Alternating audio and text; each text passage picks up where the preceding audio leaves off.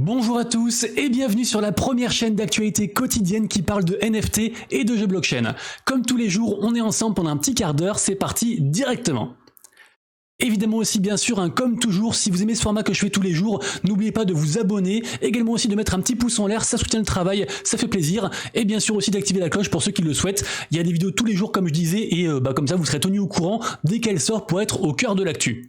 L'information principale du jour aujourd'hui est d'ordre très général puisqu'elle concerne tout le monde. En effet, on a appris qu'on avait des poids lourds de l'industrie technologique, dont par exemple Apple, Adobe, Pixar, Autodesk, Nvidia et beaucoup d'autres encore, qui lancent en fait une alliance. L'alliance s'appelle l'Alliance for OpenUSD, donc l'AOUSD, et donc cette alliance a pour but d'augmenter la possibilité que la réalité virtuelle fasse partie de notre vie quotidienne dans le travail et le divertissement, et là ça nous intéresse encore plus, notamment en renforçant le potentiel du métaverse. Donc là vraiment on a une alliance super puissante qui arrive, donc j'imagine et j'espère qu'il y aura de très grosses annonces prochainement sur des partenariats, des nouvelles technologies, des choses comme ça, donc évidemment je vous tiendrai au courant. Deuxième info du jour qui est tombée hier, c'est les stats par rapport au vol, au scam des NFT, puisque j'arrête pas de le dire, les scammers, les escroqueurs ne prennent pas de vacances, il y a des arnaques tous les jours, il faut faire très attention, mais à contrario, il faut quand même aussi se féliciter quand il y a quand même moins d'arnaques que prévu. Et là par exemple on a les chiffres en fait de PeckShield Alert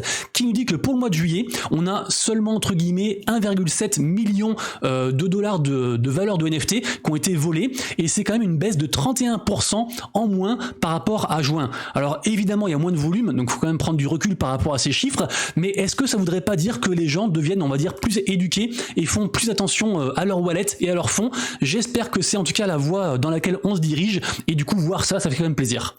L'information qui suit est juste folle et elle vient juste de tomber il y a à peine 3 heures aujourd'hui. C'est en effet Etherscan qui annonce une dinguerie. Alors Etherscan, je pense que vous êtes beaucoup à connaître évidemment, puisque c'est un site qui est très utilisé, qui permet, je vous le rappelle, la blockchain c'est transparent, on peut avoir accès à tout, et donc sur Etherscan on retrouve un petit peu toutes les transactions sur Ethereum, on peut suivre des wallets, tout ce qu'on veut, les datas, les frais de gaz, tout ce que vous voulez. C'est un site vraiment essentiel qui est dans le quotidien de beaucoup de monde en tout cas, et donc Etherscan annonce en fait une application mobile, donc apparemment c'est sorti, j'ai pas encore eu le temps de la tester, c'est dispo sur iOS et sur Android, et donc c'est une application en fait mobile de chat qui permet de parler de wallet à wallet. Alors du coup, petit point noir quand même, parce qu'il faut quand même se connecter avec un wallet sur son téléphone, mais après pourquoi pas installer un MetaMask exprès avec rien dessus, parce que effectivement c'est compliqué niveau sécurité sur un téléphone, c'est un peu plus comment dire, un peu plus délicat que sur un PC. En tout cas néanmoins voilà, vous pouvez du coup maintenant parler directement à un mec, je sais pas, imaginons que le gars par exemple il vend un NFT ou il hold un NFT et vous voulez rentrer un petit peu en négociation avec lui, ou juste rentrer en contact parce qu'il s'est pas doxé, on sait pas qui c'est, et ben vous pouvez parler directement en fait depuis votre wallet jusqu'à un autre wallet. C'est juste incroyable je trouve. Alors ça se fait déjà un petit peu via la blockchain, mais pas via une application comme ça qui rend le truc beaucoup plus smooth, donc j'ai hâte de voir si les gens l'utilisent, mais ça me paraît très prometteur. L'information qui suit a fait le tour de Twitter ce week-end, c'est assez incroyable, peut-être même que vous avez déjà entendu parler du coup de cette histoire, quand même 2 millions de vues sur ce tweet, c'est vraiment fou. En gros c'est un mec qui s'appelle donc Aon, c'est le compte qui est ici, ce gars est très actif au niveau NFT, il fait souvent de l'achat-revente, il fait souvent des enchères, et il s'est aperçu qu'un bot s'amusait, enfin entre guillemets était paramétré pour copier exactement ce qu'il faisait. Du coup qu'est-ce qu'il a fait? Il s'est dit bah je vais essayer de l'avoir, de le piéger, donc en gros il a créé un autre MetaMask, il a mis des NFT dessus, des NFT Azuki dessus, et en fait avec son compte principal qui était copié par le bot, il a fait des enchères en fait à 50 ETH sur son deuxième compte. Du coup le bot a fait pareil, et donc avec son nouveau compte il a juste accepté en fait toutes les enchères, et regardez-moi ça, il a fait 800 Ethereum de profit. Alors depuis le mec en fait qui s'est fait avoir, qui est derrière le bot, qui s'appelle je sais plus comment ça s'appelle, je vais vous retrouver ça directement. Voilà, donc j'ai retrouvé la personne qui est derrière le bot qui s'est fait avoir, c'est donc elisab.eth, qui comme vous pouvez le lire à l'écran, bah forcément la personne est dégoûtée, je crois qu'elle a perdu quelque chose comme 1,5 million de dollars, donc ça fait du coup, ça fait mal, évidemment. Elisab qui apparemment voulait menacer la première personne de la conduire en justice, parce que soi-disant c'était du vol, soi-disant aussi un avocat aurait dit oui, vous avez raison de le faire et tout, vous pouvez gagner, donc trouver un arrangement, et du coup Elisab avait proposé à la première personne de garder genre 10% en fait du truc, et en fait ça a été refusé, donc là c'est un petit peu encore en cours. De ce qu'on comprend sur le message du coup du mec, je pense que voilà il rage quitte, mais comme quoi écoutez, ça peut être dangereux aussi de faire des bots, c'est pas toujours les bots qui gagnent, comme par exemple là ici aujourd'hui on a une histoire qui prouve que des fois l'humain peut gagner contre un bot. On continue ensuite avec un petit sondage que j'ai fait. La question est simple, est-ce que vous êtes prêt à travailler à fond, c'est-à-dire vous consacrer à 100% au travail, 10 heures par jour, 7 jours sur 7, et dans 10 ans, promis juré, vous êtes millionnaire. Et intéressant de voir que, entre guillemets, seulement 55% des gens sont prêts à autant de sacrifices, parce que évidemment c'est un sacrifice énorme, et aussi étonnant de voir que 44% des gens sont ok de cravacher comme des chiens pendant 10 ans pour être millionnaire à la fin. Dites-moi dans les commentaires ce que vous en pensez. L'info suivante est encore une nouvelle folle puisque regardez-moi ça, on a le Red Bull Racing qui met à l'honneur un artiste NFT en la personne de Snowfro. Alors Snowfro en fait c'est le créateur, c'est le fondateur de la plateforme d'art génératif Artblock qui marche vraiment très très bien. C'est aussi bien sûr le créateur de la collection qui marche très bien qui s'appelle les Chromie Squiggle. Regardez-moi ça, un 10,5 ETH de floor price, c'est un immense succès. Ce mec pèse vraiment dans le game et en tout cas là niveau exposition c'est juste fou parce que quand même le Red Bull Racing c'est 4,4 millions de followers. Ils sont associés bien sûr à leur sponsor Oracle, c'est pour ça que ça s'appelle maintenant Oracle Red Bull Racing. Donc je sais pas trop comment ça va se concrétiser le partenariat. Est-ce que c'est juste qu'il va dessiner un truc sur une voiture de F1 ou alors il va carrément faire une autre collection NFT, je sais pas trop. En tout cas le Red Bull Racing qui est aussi partenaire Bybit, donc qui s'approche vraiment très fortement du Web3. On attend de voir comment ça va se passer, mais en tout cas l'info est folle pour l'univers de Snowfro de manière générale.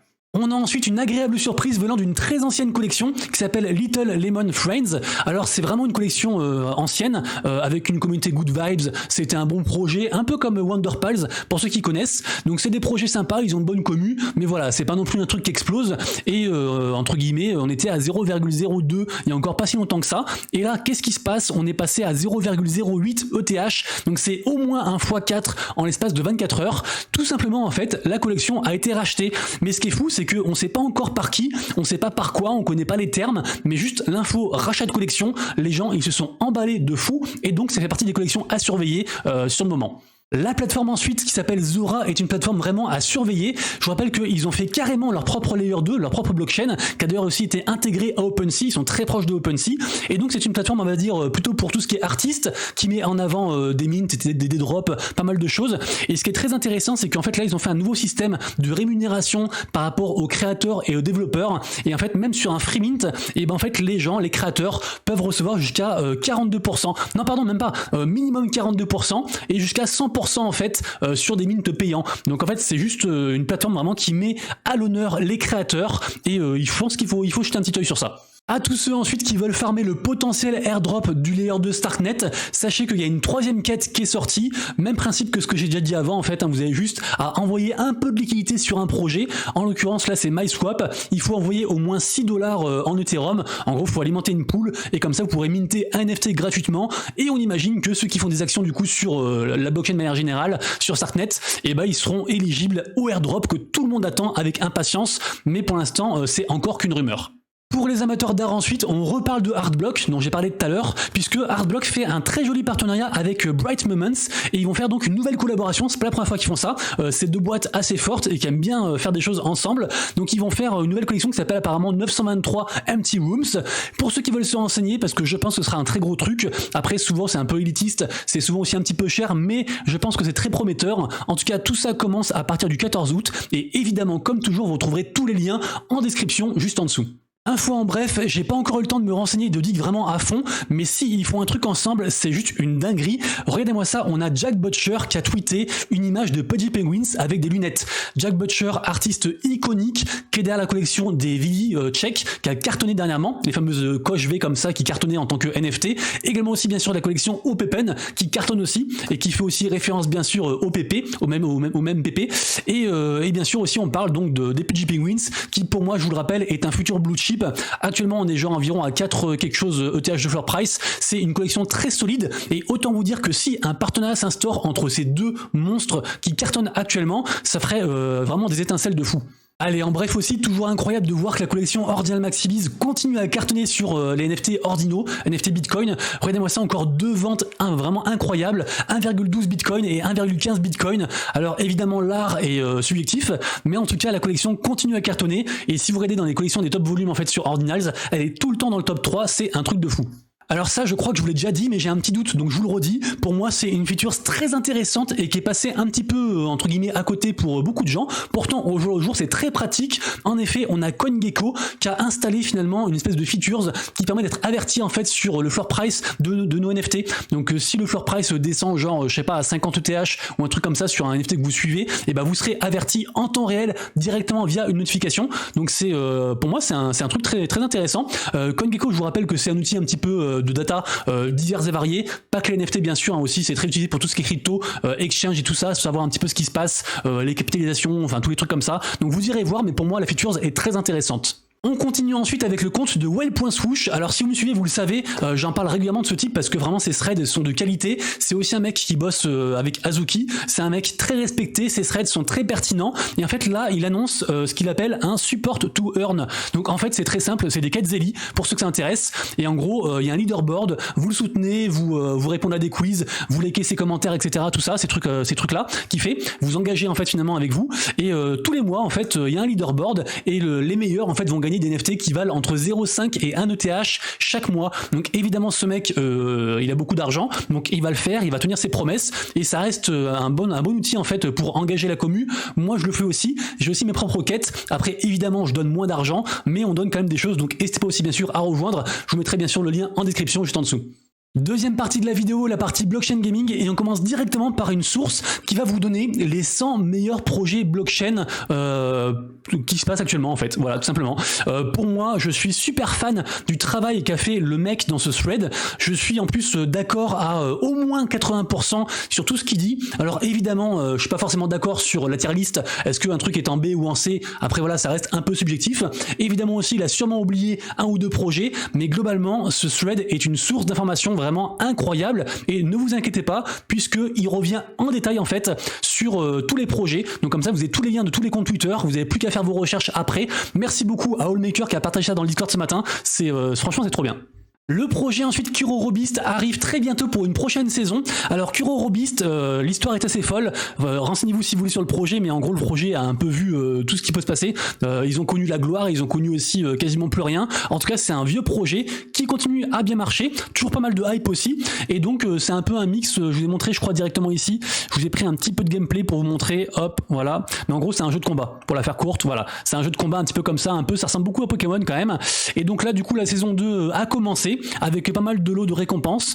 Ça reste un projet je trouve très intéressant et très résilient surtout au bad buzz, au marché, à pas mal de choses comme ça. Donc pour moi c'est un projet long terme, à vous de vous renseigner dessus. Ensuite, pour ceux qui aiment les move to earn, il y a un nouveau move to earn qui arrive. Rappelez-vous, j'en avais parlé, je crois, il y a environ 2-3 semaines. Donc ça y est, ça commence aujourd'hui pour du coup la sortie de la pré-alpha, la phase 2. Donc ceux qui veulent du coup courir, aller faire du sport, aller faire des choses dehors avec leur téléphone et gagner un peu de token, le token TAC, n'hésitez pas à checker du coup ce projet-ci. J'enchaîne ensuite avec le projet Spartadex qui pour moi est un très joli projet qui change en plus, qui apporte des nouveautés pour le coup. À la base en fait c'est un DEX, donc c'est un exchange en fait décentralisé côté Arbitrum, donc un layer 2 sur Ethereum, et en fait ils ont aussi fait un jeu. Le jeu est entièrement gratuit, donc on peut jouer au jeu de manière gratuite, il y a pas de souci par rapport à ça. On peut même gagner en fait de l'argent en jouant au jeu. Le jeu, pour la faire courte, c'est une sorte de Age of Empire pour ceux qui connaissent, même d'ailleurs plutôt Clash of Clans d'ailleurs en vrai. Et sachez qu'en fait ce qui est intéressant c'est que si jamais on interagit avec le DEX, notamment en apportant je sais pas de la liquidité, des choses comme ça, et en gros vous aurez des boosts sur le jeu et vous serez de plus en plus fort avec genre des réductions sur la construction de bâtiments, des choses comme ça. Donc vraiment un projet très intéressant et aussi gratuit pour ceux qui veulent tester. Franchement ça mange pas de pain. Parlons ensuite d'un projet que j'attends de pied ferme, c'est bien sûr le projet Champions Tactics. Je vous rappelle que c'est juste le RPG promis par Ubisoft sur la blockchain, donc évidemment il y a beaucoup d'attentes. Évidemment aussi c'est un projet quand même long terme, ça devrait pas sortir du jour au lendemain. Pour l'instant il n'y a pas encore trop de hype. Ça me fait quand même beaucoup penser aussi au projet Samuel Genesis, c'est le projet de Square Enix. Pareil aussi, ça bulle de beaucoup actuellement. C'est aussi un projet NFT et il n'y a pas encore trop de hype. Mais pour moi, ces deux projets-là, vraiment, c'est des projets qu'il faut surveiller. En tout cas, par rapport à SharePoint Tactics, pour l'instant là ils ont annoncé juste la création de la page officielle Instagram, et ils ont aussi dit que peut-être qu'il y aurait des contenus exclusifs, peut-être des teasings ou je sais pas, des alphas sur le compte Instagram, donc à voir, pourquoi pas rejoindre. La blockchain suit ensuite, c'est dur à dire, qui met en avant un projet qui s'appelle Legend of Arcadia. Donc c'est un jeu de cartes gratuit, c'est un free-to-play, c'est aussi un jeu de cartes qui avait gagné en fait carrément un hackathon, donc du coup ils ont gagné aussi des fonds pour développer le jeu.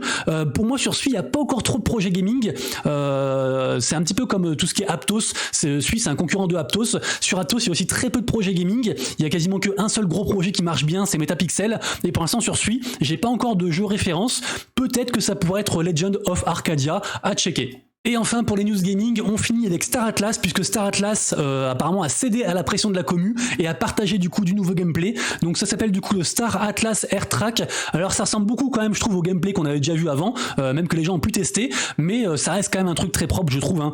Si on fait un petit zoom comme ça, franchement moi je trouve ça joli. Après on n'aime pas. Sachez que Star Atlas c'est pour moi le plus gros projet côté blockchain Solana. Évidemment c'est pas juste un jeu de course de voitures volantes, il y a aussi plein d'aventures, plein de trucs. Là c'est juste un petit mode du jeu, et voilà, beaucoup de gens attendent encore énormément de la part de ce projet-ci, donc on le suit attentivement.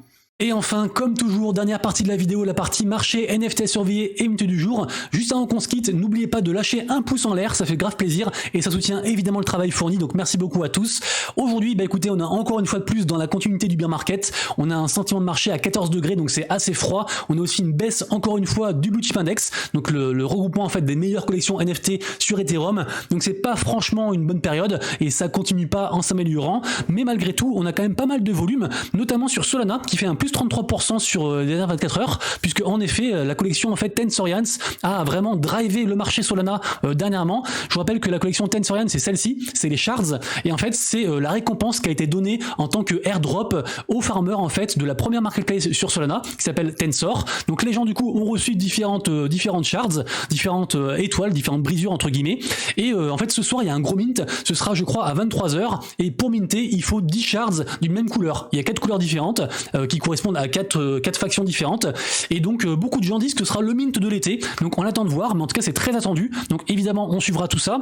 Pour ceux qui veulent suivre le reste des NFT, évidemment comme tous les jours sur mon compte Twitter je fais un petit post en fait le matin où je vous dis en fait moi les NFT que je vais surveiller aujourd'hui. Bien sûr ça reste subjectif et c'est pas un conseil d'investissement, hein, vous connaissez. En tout cas donc je surveille effectivement attentivement le mint de ce soir de Tensor. Pour le reste je vous laisserai aller voir, on reparle quand même vite fait des petits citrons qu'on fait x5 à l'annonce du rachat, assez impressionnant. Il y a aussi quand même Himalaya qui reste dans le top des volumes depuis au moins 4-5 jours. Ils ont fait une petite percée à 0,02 TH. Là, ils sont de nouveau retombés, mais ça reste, je pense, une belle collection. En tout cas, moi, j'aime bien. Et aussi Asset Dash, je trouve qu'ils sont vraiment undervalue, alors qu'ils proposent beaucoup de choses, et que là, ils ont annoncé dernièrement que les loot box en fait, en partenariat avec Sol Casino, devraient arriver entre aujourd'hui et demain. Et en fait, dans chaque box, il y a 9 boîtes sur 10 qui contiennent au moins 50 ou 100 dollars pour, de cash en fait, à utiliser directement sur Sol Casino. Les amis, du coup c'est tout pour moi, j'espère que vous avez kiffé la vidéo du jour. On se retrouve donc dès demain, je l'ai pas dit aussi ici quand même, allez, juste avant qu'on se quitte, Olfa qui baisse beaucoup, voilà, et vous irez voir ça, qui est pour moi le blue chip sur Polygon, voilà, avec Yuts aussi. Bref, allez, on se retrouve du coup dès demain pour la prochaine vidéo, et d'ici là bien sûr prenez soin de vous, de proches et de vos lettres, c'est Monsieur Rabbit, des bisous, ciao.